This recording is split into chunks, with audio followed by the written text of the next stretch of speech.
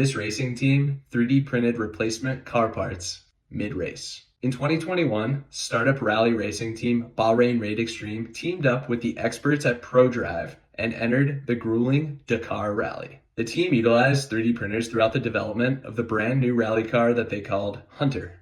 But they didn't stop there. The team loaded their Method X 3D printer onto one of their support trucks and actually brought it with them to the desert. Throughout the course of the grueling 10-day race, parts broke on the car, and the team was able to 3D print replacement parts and put them on overnight.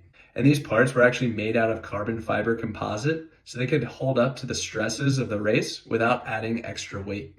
The team finished in 5th place, which is really good for a first-time entry into the Dakar Rally, and that's why